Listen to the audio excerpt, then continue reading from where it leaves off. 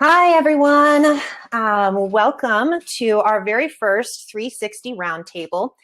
Today, we're going to be talking about the MSP 501, some of the data that we have gotten from the survey, which just closed a few weeks ago. Congratulations to everyone here who is a member either of the 2020 MSP 501 or the 2020 SMB Hot 101 list. Hi, Randy. So we are going to be joined here today by several people. We've got Janet Shines. She's the CEO of JS Group. Randy Irvine over here from Ingram Micro. We've got Rob Ray, who will be joining us as soon as he turns on his camera, from Datto. And Juan Fernandez over here at ImageNet Consulting. Welcome, guys. Great to be here. Thanks, Kris. Great to be here. Hey, everybody. So I'm going to start off. I'm going to share my screen and let's go over a few. There we go. A few data points that we pulled out from our MSP 501 this year.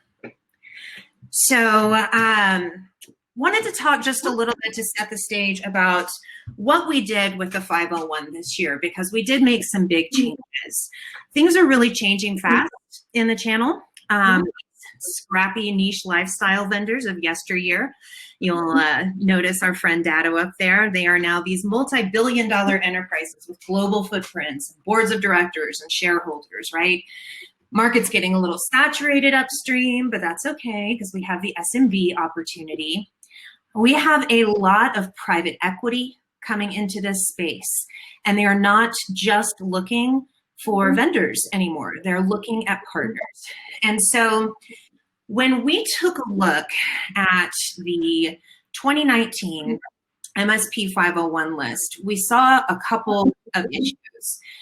One of them was that we had a great influx of new partners, which is a great problem to have, right? We had a 35% year-over-year uptick in applications between 2018 and 2019. But what we saw with the people who made the 2019 MSP 501 was that a lot of them really can't be considered an MSP. They're VARs or telco support agencies, digital agencies, and they have these small managed services practices, well, small as, in relation to the rest of their business, right? So it might be a small percentage of their actual business, but because these are such giant companies, those MSP practices carry a great deal of annual revenue. So for example, we'll take a look at just the top 10 in 2019. Only 3 of our top 10 winners in 2019 self-identified as an MSP.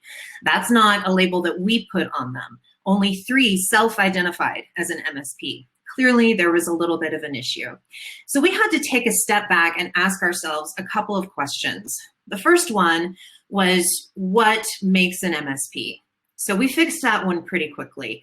We established a new list this year called the Next Gen 101. That'll be coming out in Q4. Any applicant to the MSP 501 that reported recurring revenues that were under 20% of their total annual revenues were automatically shifted to this new list. So that automatically cleaned up a lot of these alternative partner types that we were seeing in the 501. And I am very happy to say that in the 2020 MSP 501, all of our top 10 winners are either self-identifying as MSPs or MSSPs. So that was really great to see. But the second question we ask ourselves was, what does the industry consider a top MSP? Since the inception of the MSP 501, we have based our judging criteria solely on annual revenue. A few years ago, we mixed it up a little bit. We started to divide annual revenue into different revenue streams that were weighted differently. So contractual managed services, cloud services, those carried a much heavier weight than things like resale, right? But still, it was a logical fallacy because what we were doing wasn't judging the industry's top, healthiest, most strategic MSPs. We were just judging on company size, and that was never the intention of the MSP 501. So we really had to take a step back and try to decipher in 2020, what is it that the industry and the markets identify as a top MSP? We took 3 months. We talked to vendors, consultants, analysts, private equity investors, partners, dozens of people. And we, none of these metrics are going to be surprising to you. They wanted to see the robust recurring revenue streams, succession plans, high growth rates, low customer churn. So there was a lot of things that got thrown at us as far as criteria that we should be looking at. But in the end, we decided that there were just a few things that we could really dive into with the actual MSP 501 application. So for the first time, we really rejiggered our entire methodology for 2020. Weighted annual revenue went from 100% of an applicant's score to 50%. We incorporated the percentage of annual revenue that's recurring at a 15% weight. Revenue per employee is 10%, and then gross profit margin came in at 25% of an applicant's total score. And so the results were pretty interesting. We had about a third of the list that moved up in the rankings, about a third of the list moved down in the rankings, and we had about a third that were not on the 2018 MSP 501. Overwhelmingly, we've gotten a ton of great feedback. There's always someone who's unhappy with where they fall on the list, but I have lost count of the number of emails and phone calls that we've gotten from all corners of the industry saying, is it perfect? No, but is it a big step in the right direction? Yes. So we're going to be talking about this a little bit today. We'll be asking our panelists to weigh in on what they think about the new methodology. And we'll also talk about some of the data that has come out, not only from the MSP 501 survey, but also we have run a survey from April, and it's still going on through the end of this month, on the impact of COVID on partners' business models. And so we've got a couple of different data points and data repositories we can pull from. Now, we will be talking about security, but I wanted to take a minute to highlight some non-security business opportunities that we're seeing, because it's kind of redundant these days to talk about managed security as the next hot opportunity, right? It shouldn't be a surprise to see that cloud migrations are really ticking up. Over half of our 2020 MSP 501 applicants identified cloud migrations as a big growth opportunity. And I suspect that number would actually be higher if we had left the survey open for a little while longer, but it closed in June. So we only had the first part of the pandemic to get through, right? And professional services, that's no surprise. We've seen that number increase over the last couple of years. Consulting coming in at a very respectable 37%, which we'll talk about that a little bit. Compliance, now that people are trying to acclimate to a work from anywhere situation. And then, of course, our friend Rob will be happy to see DRAS, BDR, business resiliency, those type of solutions really coming in at the top. Speaking of COVID, we've got some good news. So things are finally starting to look up. We have 90% of the MSPs and other partner types that responded to our COVID survey say that their customers are proactively reaching out to request additional support. In June, a full quarter of our respondents said that they are expecting to add headcount throughout the rest of the year. And we've seen some interesting things, which we'll have Randy from Ingram Micro speak to a little bit later, in terms of what customers are, or what partners are asking for from their vendors and their distributors in terms of enablement through this time. Starting in April, we saw about 50% of partners really wanting an increase in extended payment terms. And that number has decreased to only 34% in just a few months. And the inverse, which I think is pretty encouraging, is that back in April, 36% of our respondents were looking for additional free training. Well, that number shot up to 48%. And that's encouraging to me because it says that partners are trying to learn how to sell security, for example, in a new work from anywhere paradigm. They are looking for new marketing and sales opportunities and enablement, which Janet will speak to here in a little bit, now that it's a no contact world, right? So that one was a really interesting and happy statistic for us to see. I want to talk just a little bit about this consulting opportunity. We are seeing this pop up more and more and more in every single partner conversation that we're having. And I'm going to ask Juan to speak on this here in a little bit. So business consulting, why am I going on record saying that it is the biggest opportunity over the next 12 to 18 months? Because it's non-commoditized and there's really not a limit to the value that you can add if you just get creative and try to take a step back. And we're not talking here about solving for business outcomes, right? If you're not already doing that, that's a whole other conversation. What we're talking about is taking a step back and looking at your customers' businesses holistically. I'll give you an example. I talked to one customer or one partner that saved one of their customers $800 a month just by reviewing their toll line contracts. I talked to another partner that looked at all of the different marketing agencies and PR agencies that their customer was working with, and found that they were paying for the same service 3 separate times and weren't even receiving the service.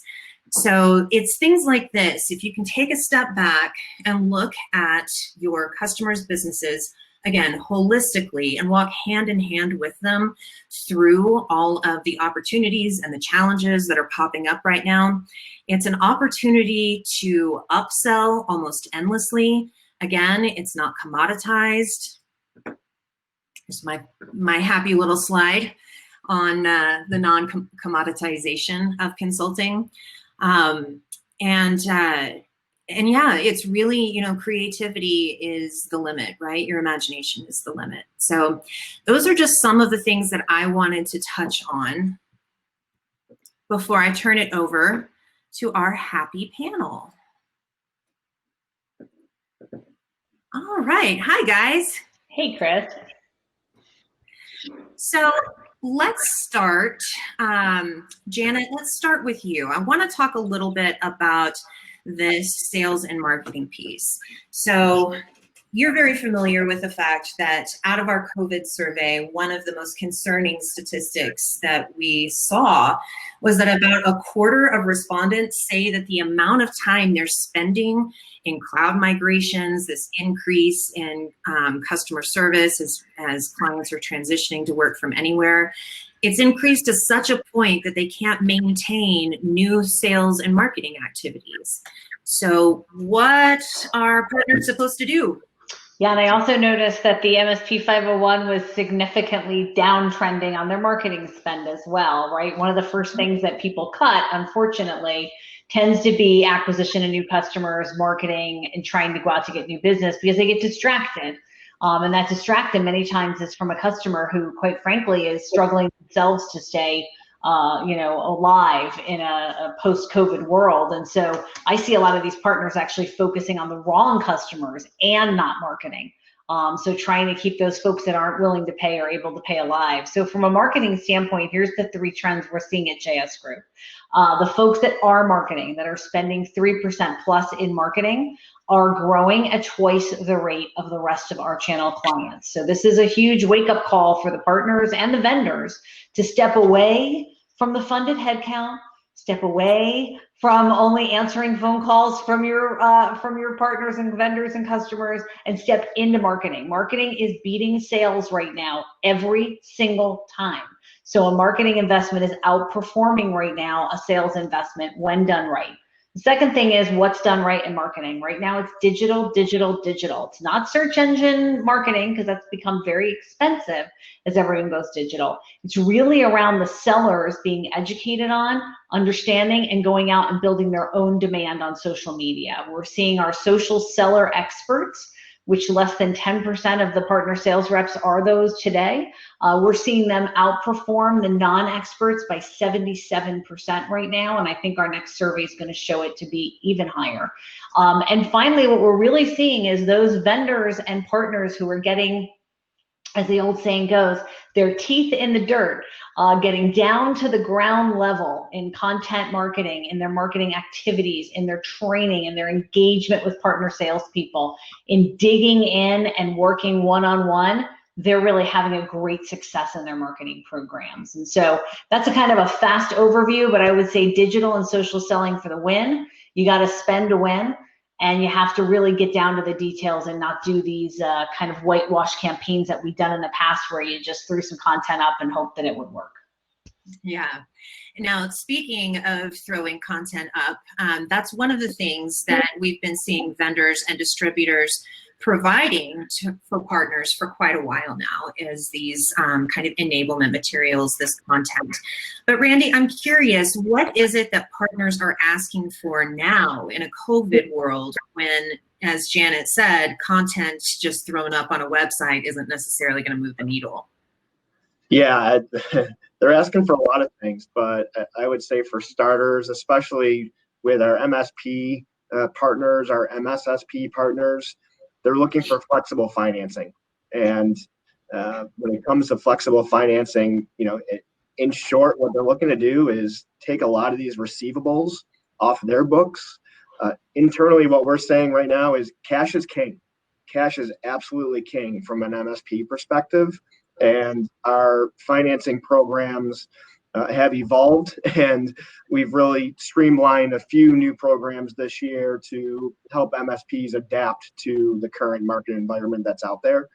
And I'll go into some more of those, in a bit. But really, those flexible payment solutions, those flexible financing solutions, and also just understanding, in my space, the security space, and the amount of vendors that play in this environment today, it's hard for an MSP to really understand who are the key vendors I need to be relying on to help solve the business problems that my end customer has.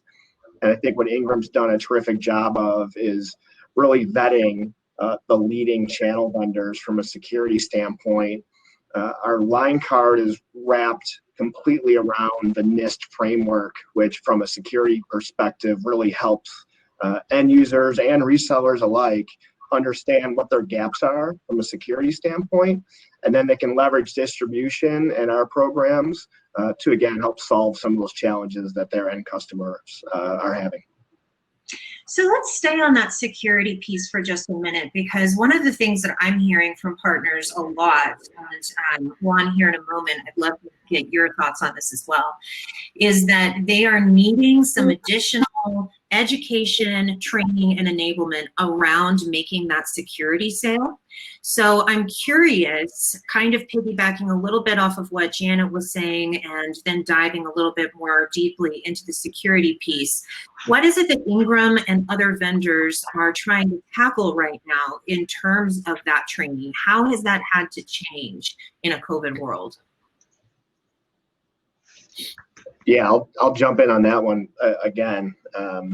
From when you look at the changing environment, and I'm in Buffalo, New York, and never in my lifetime did I think we'd ever end up with a Major League Baseball team. But Canada has loaned us the Toronto Blue Jays for the summer. So I kind of joke around with everyone's talking work from anywhere right now, right? But it's a play from anywhere environment when you look at what's going on in the sports world as well. So, but seriously, from a work from anywhere standpoint, again, MSPs, resellers, your traditional VAR or SMB reseller, they're being tasked with how do I secure my end customer that suddenly has 10, 20, 50, 100 people working remotely that they didn't plan on having that when the year started.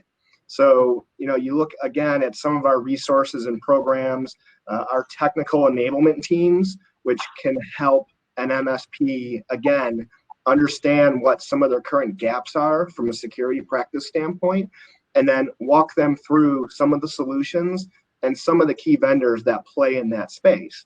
And again, I mentioned the security line card, wrapped around the NIST framework. We have an incredible tool. It's real simple. Bookmark it if you can.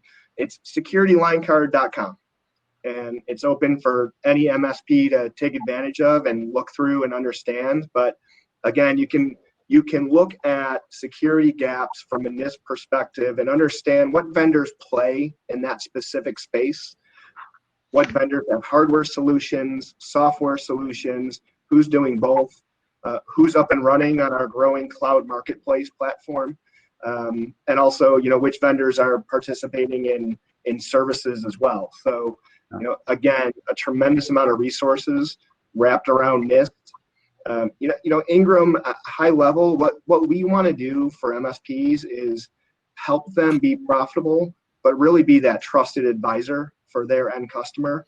From an MSP's perspective, your job is to keep your end client from being the next headline. And Ingram has a tremendous amount of resources to help you accomplish that. That term, trusted advisor, I really wish we could come up with something that was more appropriate. I am so tired of hearing that term, but unfortunately, it pretty much hits the nail on the head. I'll help with that. And I can assist with that, right? So as we start, and we started off the conversation, and you said that we're going to talk a little bit about the future of the MSP. One of the key components of the future is really helping that customer to move to, as you said, Kris, we were the trusted advisor, right? We need to move past that to the trusted partner. And I think the way that we really bring value as an MSP community and the way that we really step forward is that consulting opportunity, understanding security best practice and implementing, NIST-based security frameworks into our corporate organizations that we're doing business with, and understanding, that remote from home work opportunity, and really working with them to fine tune that solution for them. And again, building that value on, we talk about this all the time. How are you going to provide value into the future now that we're not having to do break fix services, right? And so as you're starting to see this evolution, here's where we really stand to win, is giving them the security best practice, disaster recovery as a service opportunities, our hardware as a service opportunity, those flexible models that they can take and really inject their realities into it and their special sauce on how they're doing it. But that underlying best practice framework, I think, is where we've always suffered, right? Security's never been sexy. It's never been something that people wanted to do because it implemented a form of control that maybe I didn't want, right? I don't want to change my password every 90 days. Everyone knows that, right? So now it's like, maybe you don't have to have a password. Now we implement MFA, or maybe something along those lines where we're injecting new security products that fix the problem, but at the same time give them the flexibility to continue to do business. And I think that's where the MSP is really going to win here, is providing all those solutions with that security landscape baked into it. Right. Rob, I know that you guys are doing some stuff over at Datto around this. I did want to highlight one statistic that I think will make you pretty happy from the latest results of our COVID survey. Over the last, since April, we have seen our partner respondents say that they are seeing, 62% of them are seeing an increase in revenue from business resiliency platforms, from BDR and from DRAS.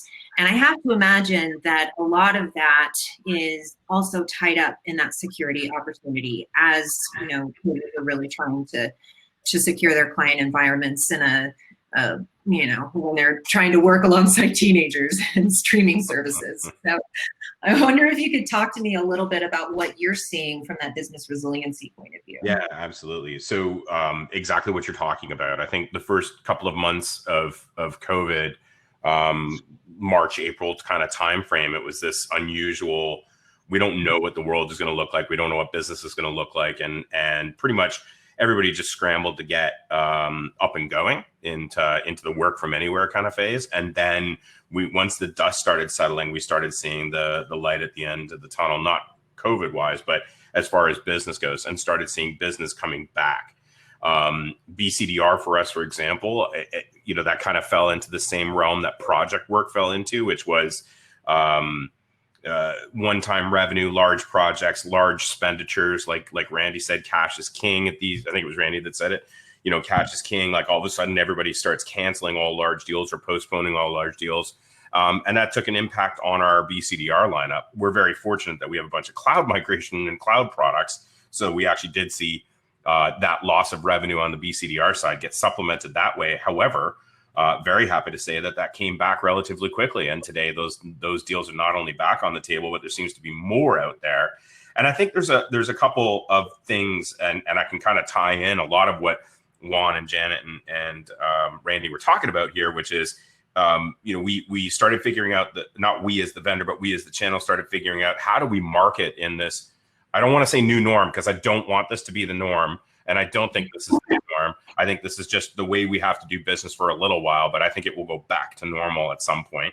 But I think that how are we doing business? Like a lot of the interviews that I was doing as of late were more around how do I market? How do I sell? Very similar to what Jan is talking about, because there's a hesitancy to go and bother people at this particular moment. And people are at home. They're not in an office. And what do you say to them? And people are dying. Like, how do you call somebody and try to sell security when there's people dying everywhere, according to the media? So it does become a little bit, we all kind of tend to get a little bit gun shy when it comes to that. But here's the beautiful part about all this, and security is going to tie into this. I'll come back to it. But the beautiful part about all this is my lawn guy is coming by my window. One sec. I had that problem just a few minutes ago, actually. Damn it. It's always the case, right? Man. Never fails. Here's the beautiful part about this. Security was something that we were all super concerned about pre-COVID, but we were concerned more about protecting our businesses, and then that extended into our clients. So we're protecting our clients, but also protecting our businesses because the channel was under attack from hackers. Great part about it is that we started closing that loop, and then all of a sudden, security goes out the window for about 2 weeks while everybody's scrambling to work from home. We're fortunate that it's come back. And I think we're also fortunate that people are taking it more seriously. And that goes back to your original comment, Kris, which is the consultation part of this. That is now part of the consultation program, the consultation conversation, because what that does is it allows us to not just sell them technology, not just sell them different products, not just sell them a new mailbox. It's actually consulting on not only how are we going to do this, but how are we going to secure it and how are we going to keep it secure regardless of where you are working. Yeah, absolutely. I think that consultation opportunity, I don't think I can say this enough. Hopefully Rob's going to school his lawn guy. But I'm gonna jump over really quickly. We have a question in the chat that I think is pretty appropriate, asking about SaaS versus on-prem. And I'm going to open this out to Juan in just a second, but I wanted to highlight another couple of statistics, shocker, from some of our COVID survey results. We asked if customers are proactively requesting cloud migrations.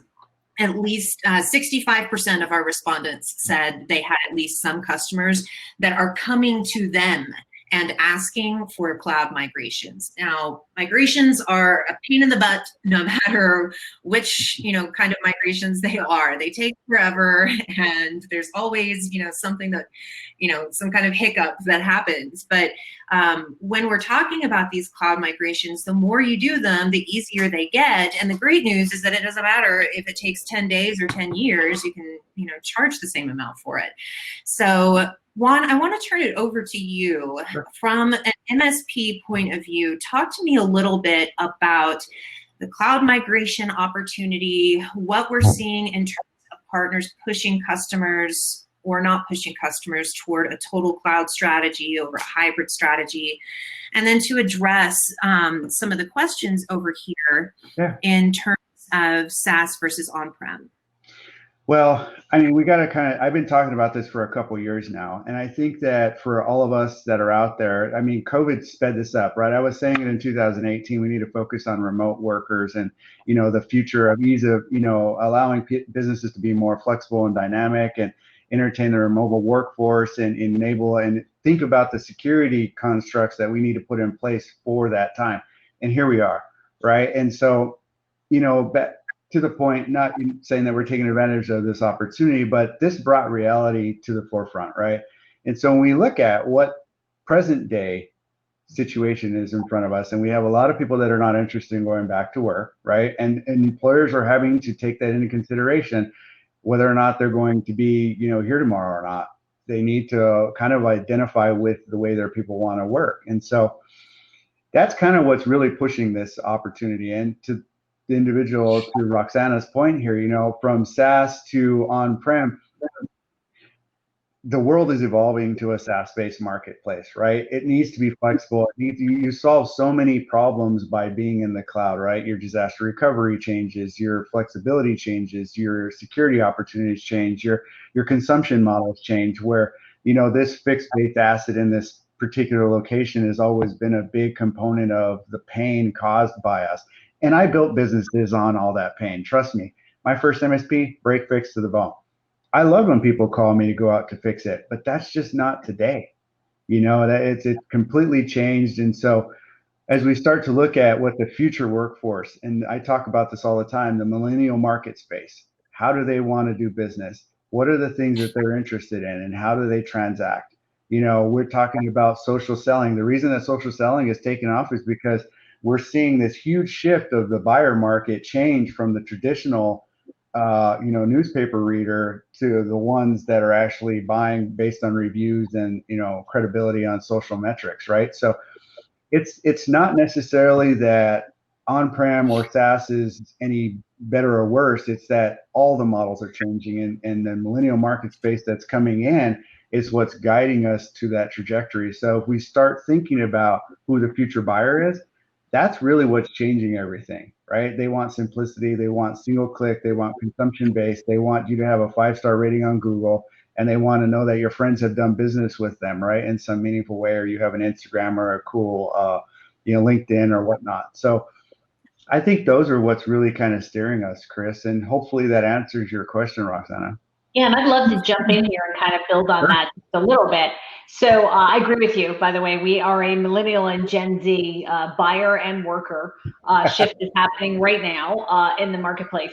But the thing that we tend to forget is that the reason that SaaS models are so popular with those demographics is because typically in the old school world, we built a product and then there were proof of performances, and then you went to a project base and so on and so on and so forth. And so most SaaSes started a freemium model. Yeah. So you get to try it. Enough of the folks in your company try it, where you all decide that it's a good thing. Reference Zoom in this example, and then everybody buys, the enterprise or corporate license. So this try before you buy SaaS model, right. It's really here to stay. And I see Roxanne asking if we think if a vendor implemented a SaaS model, is it too late? Or is there still time to get a piece of the cake? I think it's a wide open playing field, because a lot of the vendors haven't done a great job in how they brought their SaaS to market. They have antiquated channel programs that were designed on-prem base. They have antiquated benefits. They only give MDF to the people who got all the certifications and the revenue. And even then, you don't have to get the certifications, just hit the revenue number. And so, they're really have been focusing on these rear view channels who are not the first call. And so I really, Kris, as I looked at that response of the MSP 501 saying how many of their clients are asking them that, I will guarantee that some of their clients aren't asking them. They're asking the MarTech firm that's out there, the shadow channel firm that's out there, the person that's doing their e-com. And that's why we're seeing this big shift in the channel. So, I do think for those MSPs that are listening and doing all of this, and the vendors, I think now's the time, to Juan's point, jump in with both feet. It's the water's fine.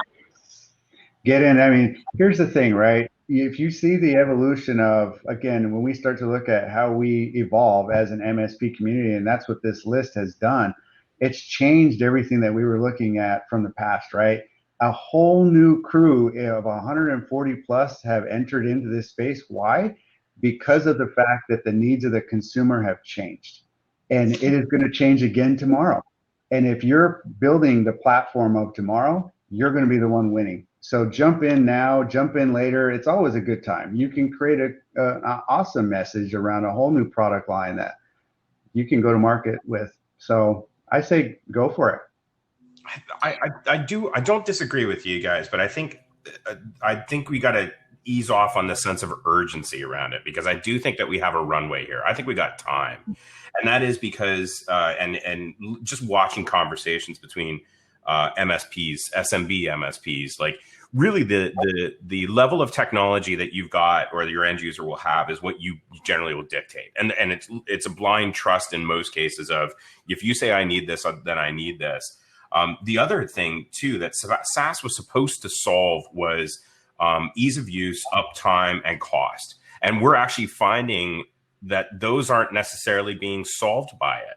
And that's in some cases actually moving to a SaaS model is costing more than it would have continued. Now, by no means am I saying that that is not the future. I think it's absolutely the future, but I think that we have a runway here. I think that there's going to be a general and continued, and I'm looking at the US market specifically. There are other markets that are escalating much, much faster.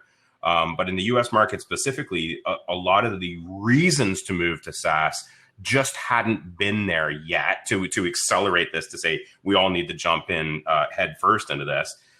That being said, I think one is right that COVID is one of those moments that kind of said, maybe we need to rethink about this. And I think there's going to be a couple more of those that we'll see over the next little while, but I still think we have some time. I don't think there's any, and I'm not suggesting that you guys were pressing the panic button, but I'm suggesting that we do have some time on this. Otherwise, yeah, somebody will come and take that business away from you at some point.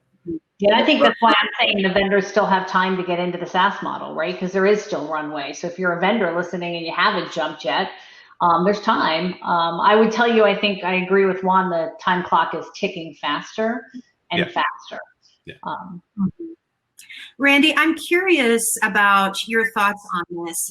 Ingram Micro has such a unique position in the channel. I remember when I first came into the channel, Marty Wolf sat me down and said, if you want to know about the evolution of the channel, look at the evolution of Ingram Micro. So we've been having some conversations recently, though, kind of to the point of the SaaS-based marketplaces. We've got a whole lot of new cloud distribution coming in. We've been hearing, to Rob's point, that a lot of SMBs, and Janet's points, are feeling a little abandoned by traditional distribution. So what is it that distribution can offer partners right now during this moment in time to help them make this pivot? Absolutely. And I continue to lean back to flexibility. So, flexibility from, for starters, giving your end customer different ways to consume technology. And in the past, it was, I need that up front and I need you to pay in 30 days. And that model is the one that is slowly shifting. To Rob's point, it's not everything is going to change on a dime starting tomorrow, but those are the types of options that the channel needs to provide their end customers, because end customers, they want to pay as they go now. They want flexibility. They want to pay monthly. They want to pay based on consumption, how much they're using, right? Like the things they're doing in their personal lives is how they want to run their business, from the commercial side of things. So really understanding some of our programs and offerings and giving your end customer the choice. We have 3 hot programs going on right now from a financing standpoint. One, Direct Express. So Direct Express allows you to take that entire order off of your books from a reseller and base the credit and the terms on the end user's strength. And Ingram will in turn bill the end user. So you get to take all of that off of your books. Again, we talked about cash is king. 2, our 90 days, same as cash. And it sounds just like it is. You make your monthly payments in 1 and 2, and then in month 3, you decide if you want to pay it off then or run that out a couple more months. And deal sizes start at like $2,000.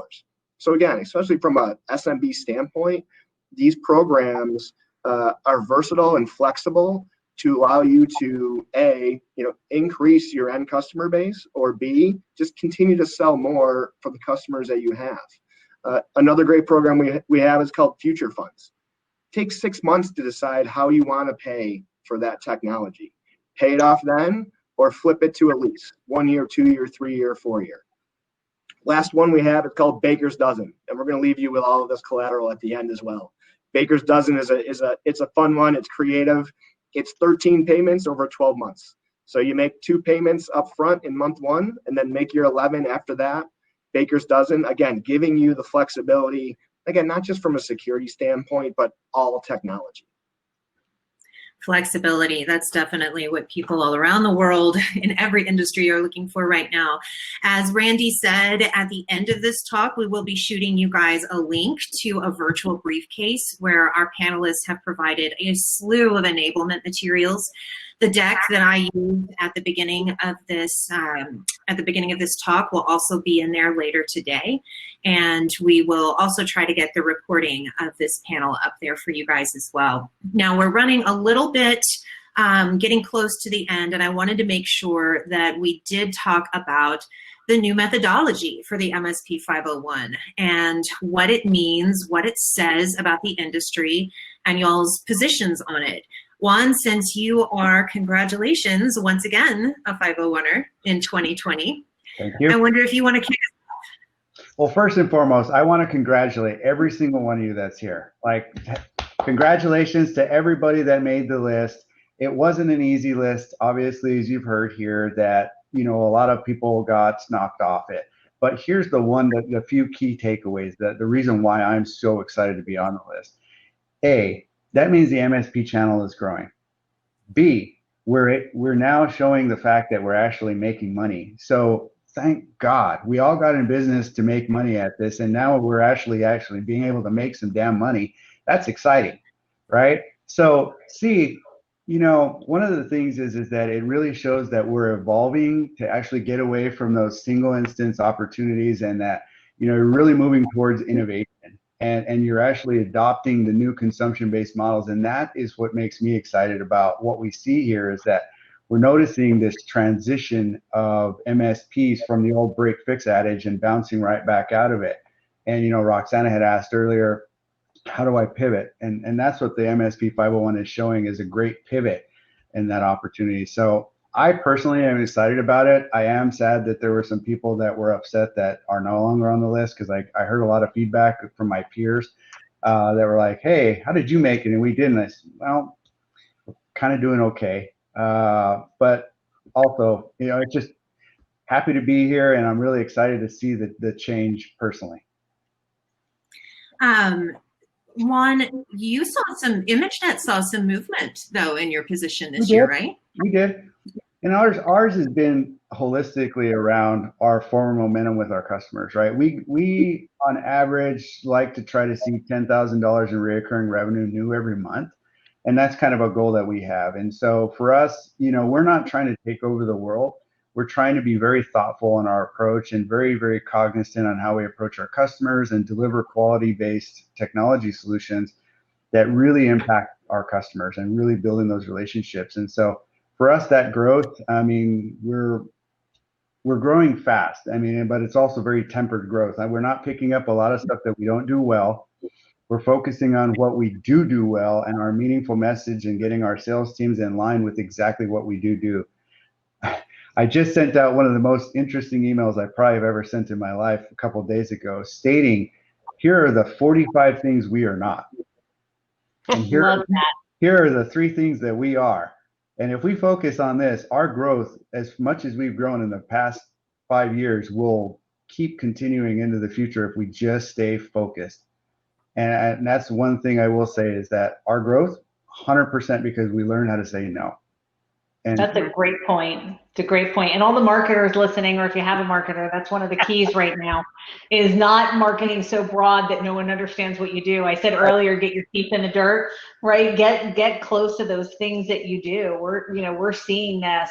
So it's great that you did it and shows in your results. We're seeing this need to communicate with people at a excruciatingly granular level right. on what it is that your value proposition is. And it starts with actually your people knowing. And we spent a lot of time today talking about the technology, the speeds, the feeds, the SaaS, the finance, and we even saw it here, the neglect that we spend in the channel towards having the right marketing plan, towards having the right sales plan, towards vendors and distributors actually helping the sellers get good at what is now a very different sales focus and a different conversation, particularly in difficult times. We spend very little time as an industry on that. Yeah. And so what we're seeing is the partners that do spend the time, the vendors and distributors that do spend the time, bring those programs to market. I'll talk to Ingram on this one. They're doing a program with us right now with a group of partners in their TrustX Alliance, helping those folks become social sellers. It's a 6-month program.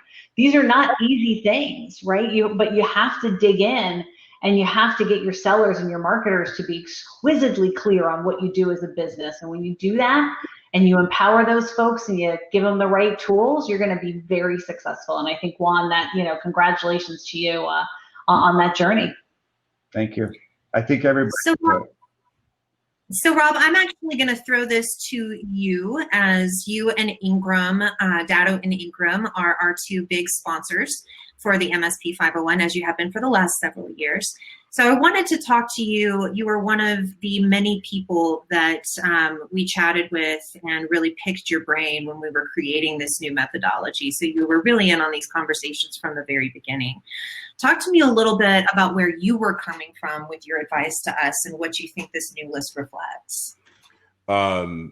Absolutely, and thank you for that. I actually love the new methodology, and I understand that, and this is something that you guys have been working towards for a while now. It's not like you just upped and changed it. And I know all of us here and a few others, I know you came back at us and engaged us and kept asking, is this the right thing to do? Is this the right direction? And then changed it again, just to make sure that, you're doing everything that you could for the community. I will tell you though, at least from my perspective, and we're a 100% MSP organization vendor worldwide. So for me to get recognition for the MSPs that are really servicing the SMB market, my partner base are ecstatic. Like I got more partners coming to me going, I'm so glad I did this. I'm so glad I applied. I'm so glad I got recognized.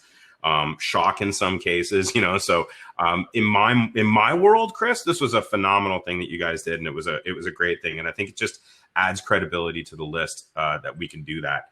I think that resonating what Juan is talking about and the recognition here and getting through or working our way through COVID here, I'm seeing the same thing. Everybody seems to be growing.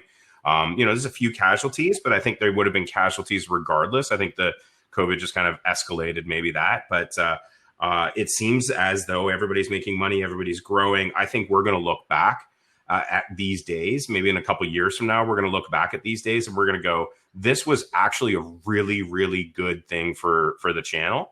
The whole idea that immediately out of the gate that the channel was considered essential service, the fact that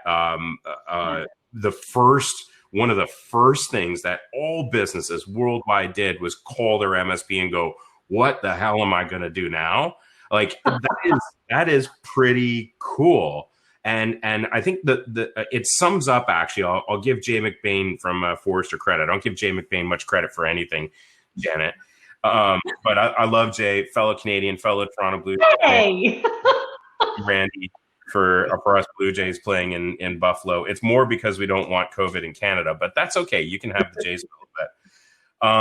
I'll give Jay some credit for it. He wrote a wonderful article, and it was kind of like a pre-COVID, post-COVID look at the channel. And there were 3 things that stood out in his mind. And I talk about this in pretty much every webinar I do, because I think it sums up the quality of what we're doing, the opportunity that we've got, and then growth even with the 501 here that we got, Kris. Jay talks about 3 things that came through post-COVID. It was and I've got it written down in every whiteboard in my office here. Agility, responsiveness, and cross-functionalization. The channel and MSPs are viewed as more agile than they were pre-COVID, more responsive than they were pre-COVID, and more cross-functional than they were pre-COVID. And that is because early March, they all got a phone call. They all dropped everything that they were doing, including taking care of their own businesses and their own families and their own everybody, and went and took care of their customers relatively quickly. I imagine a world without MSPs, you're talking about probably worldwide recession because of how many people could not do work, how many people would be out of a job if it wasn't for this. And then I also think about what the world would be like even just 5 years ago without the level of technology and the sophistication around technology that we have right now. What would this have looked like a number of years ago? I don't think it would have been nearly as simple, nearly as easy. I think we would still be struggling to connect. We'd still be struggling to grow and sell. And man, I think that's, again, reasons why we're going to look back at this and go, despite it being a pandemic, it's a pretty good time. Yeah, I agree, Rob. And I think that MSPs have been the lifeblood of the country, right? And I hear it from every business owner I know and every MSP I know. They're putting themselves on the back burner and throwing their customers in front. And what we're seeing now is that what at first was permission to work from home from companies, right, or a sense of urgency to work from home, has now really segued into we need to enable work from anywhere. And this is where those MSPs now are coming back around because they were such great partners in that initial panic, moment when you had to shut your business and send everybody home, to now they're starting to think about a world where, according to Gartner, 47% of people will work remote at least half the time forever. It's not going to go back to the way it was. So I really think now the MSPs are that first call because they've demonstrated that, like an amazing firefighter, they were able to run into the fire and save their customers. And I think that's a credit to all of them. And I think I hope that we'll see not only their businesses grow, but their recurrent revenue grow this next year. Now, the key is, and I'm going to be just proclaimed, I'm on the marketing and sales thing. The thing is, you have to tell somebody. So if you're an MSP listening to this, if you wink at someone in the dark, you know what you're doing, but they have no idea. So you really have to tell people what you're doing. You have to ask customers for referrals. And this is what keeps me awake at night, is the MSPs are so busy doing the sheer metrics of keeping their clients alive that they're not thinking about that. And there's some simple ways to start asking for referrals, simple ways to go to market that I think they need to just double down on and tell their story now. And don't be afraid to brag a little bit about what you've been able to do for your customers.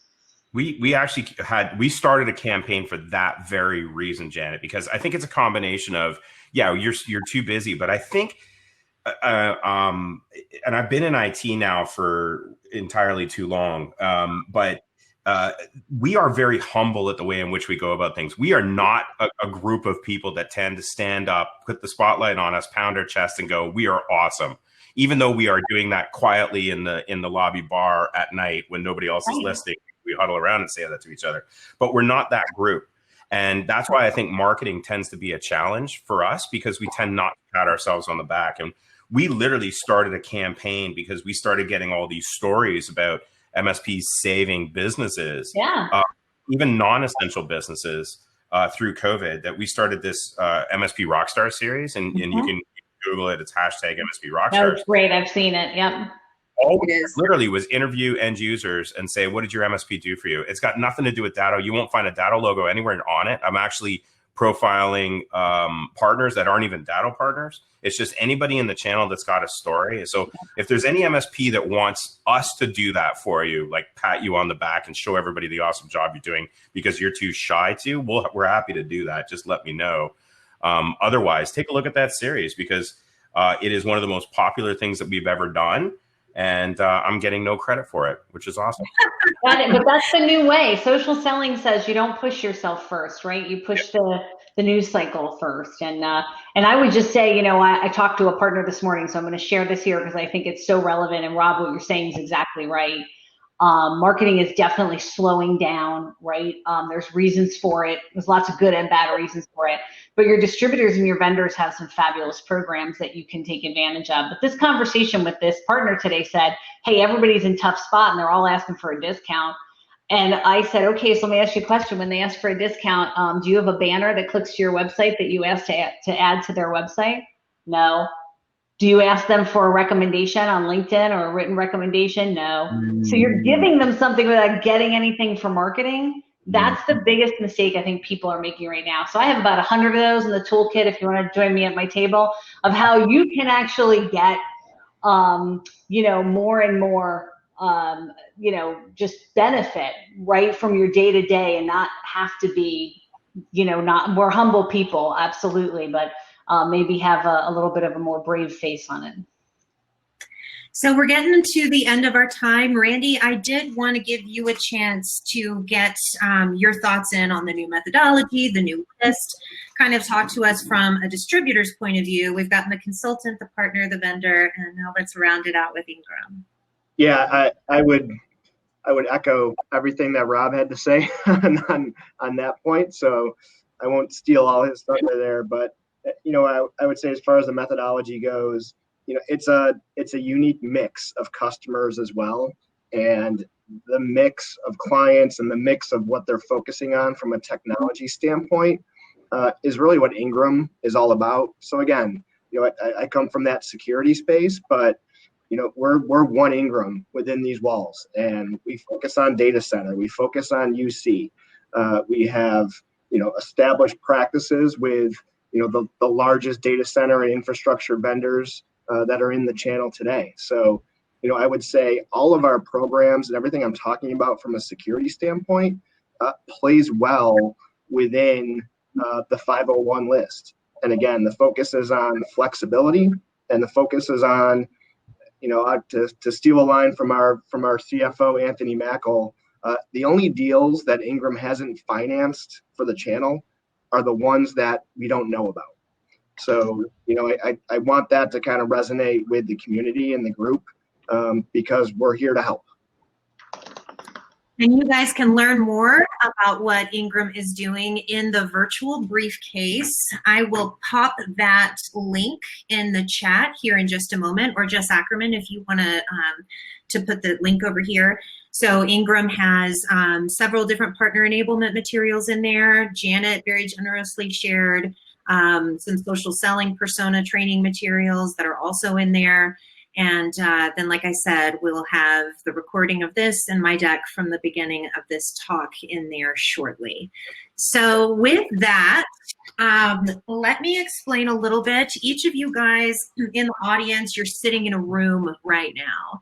And each of our panelists also has a room. So if you are currently sitting in a room that is labeled with the name of one of these panelists, may I ask, if you don't want to address a specific topic one-on-one, if you could please exit that room, head over to a different room and empty out those seats for people who want to come track down our speakers and corner them for some deeper one-on-one conversations.